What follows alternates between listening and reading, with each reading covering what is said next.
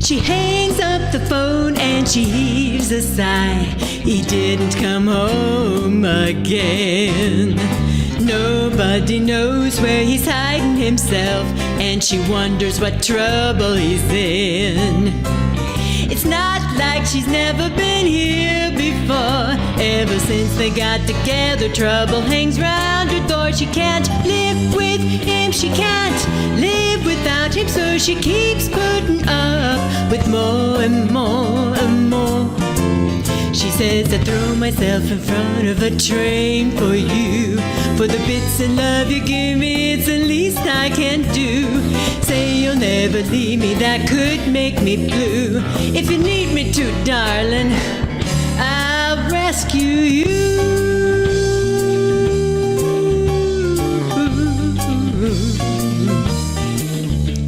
She pays all the bills and she pays the rent. She even looks out for his friends. When the law stops by, she's his alibi. The risk, you know, it never ends. Deep down inside it all takes a toll, but it's a matter of pride, 'cause she feels in control. She won't be switching 'cause her sole addiction is to keep him coming back for more and more and more. She says, I throw myself in front of a train for you. For the bits of love you give me, it's the least I can do. Say you'll never leave me, that could make me blue. If you need me to, darling, I'll rescue you.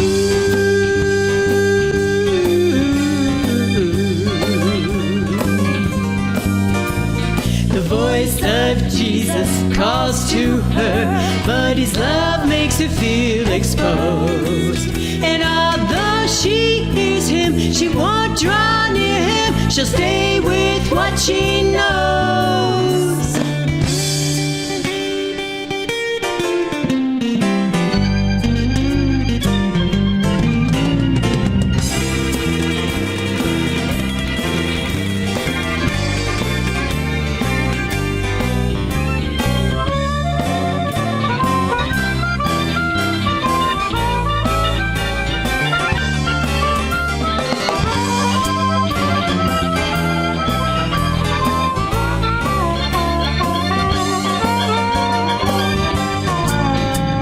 She's cooling her heels down in the city jail, wondering how her life all went to hell. She screams through her dawning new reality, I rescue everyone, no one rescues me, me, me, me.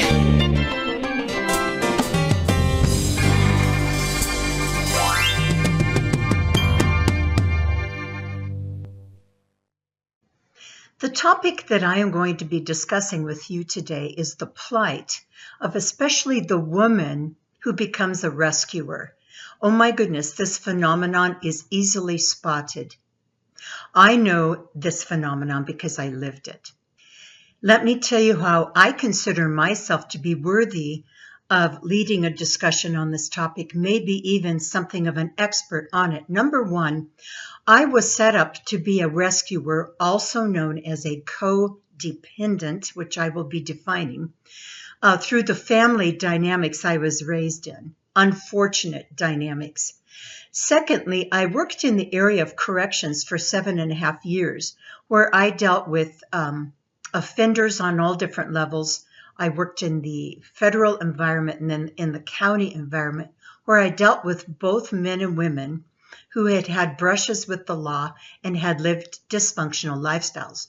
When it came to the women, I made a general observation of them in that environment as a nurse, and that helped me understand this topic. I'll be going into that later. And then the third area is because my life has been so scarred through my being a codependent, I've gone out and read books on the topic. And that has also given me a lot of insight. The chiefest book that really helped give me an understanding of codependence and rescuing is a book by a lady named Jan Silvius. It's called Foolproofing Your Life. It gave me tons of insights into why I was a rescuer, what rescuing did to damage me and others, and why I needed to change the way I was doing life in relationships. Now, anybody that knows me well will tell you I have a high IQ, I'm well-spoken, I have run businesses on my own, I've been a high-functioning nurse out in the field, which is not an easy field to work in.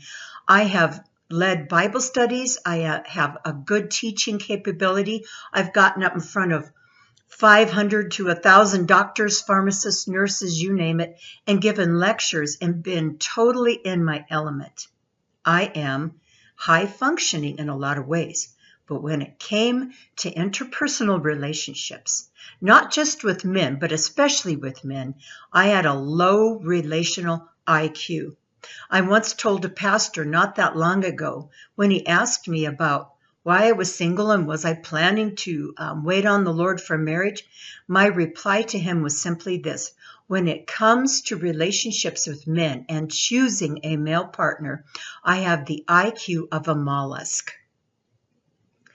The man that I married and was married to for 10 years is now in a mental institution serving time there because he murdered the woman he married after me.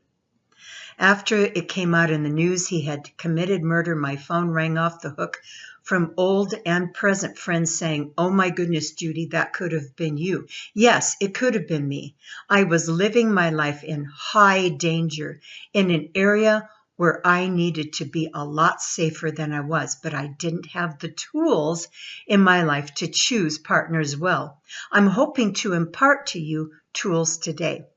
So the first principle about relational IQ, raising your relational IQ and getting out of rescuing is this: do you want to rid your life of attaching yourself to foolish people? Stop being a fool, then you'll probably stop connecting with them.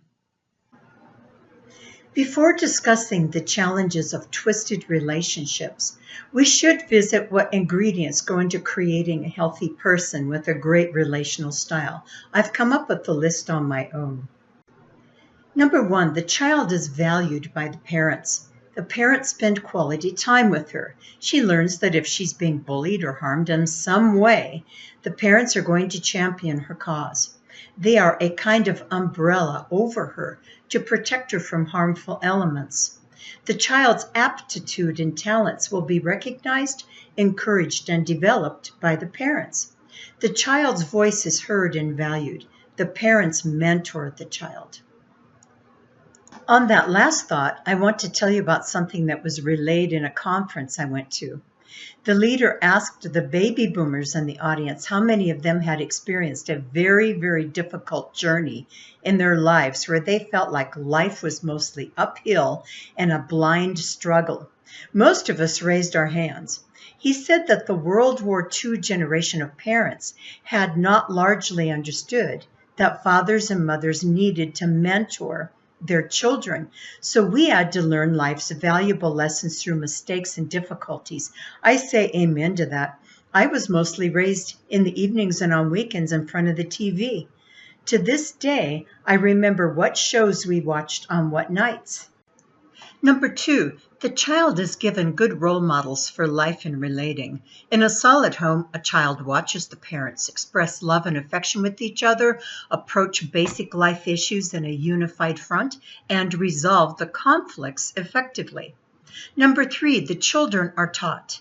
In a Christian home, one would expect the family has a time daily where the parents would lead the children in a time of biblical teaching and prayer. An atmosphere of family discussions is created, maybe around the dinner table where the parents and the children can discuss their daily experiences. There could be a time of questions and answers. Number 4, the child is allowed free expression on a graduated basis throughout his childhood. What I am talking about here is that the parents understand that as the child grows up, she will ask questions and make assertions specific to that age. As part of mentoring, the parent listens to those expressions, asks questions, and gives guidance rather than react out of threat. For instance, a healthy parent will understand a teenager will question authority. It fosters an opportunity for growth and even testing her maturity in handling increased freedom.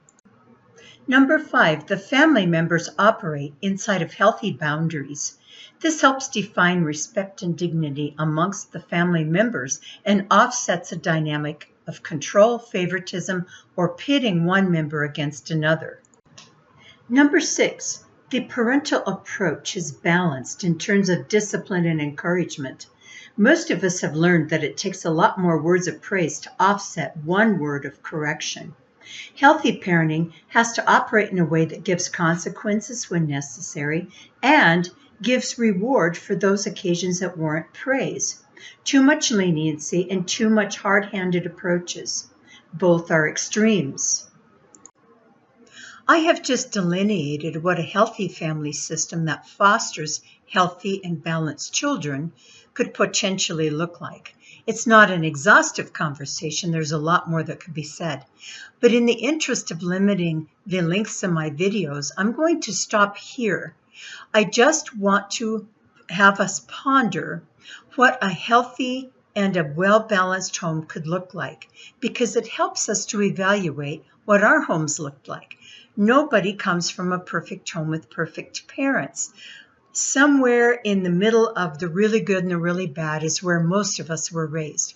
In my next video, I'm going to talk about what kinds of dysfunction shows up in the parenting system in particular that creates children who end up being codependents and who turn into rescuers for dysfunctional people. It's a conversation worth having because many of us are rescuers, and we cannot figure out why our relationships do not work. So now that we've discussed what a healthy family system looks like, in video 2, let's talk about what an unhealthy family system could look like. And I will be interweaving pieces of my life story into that discussion. Thank you.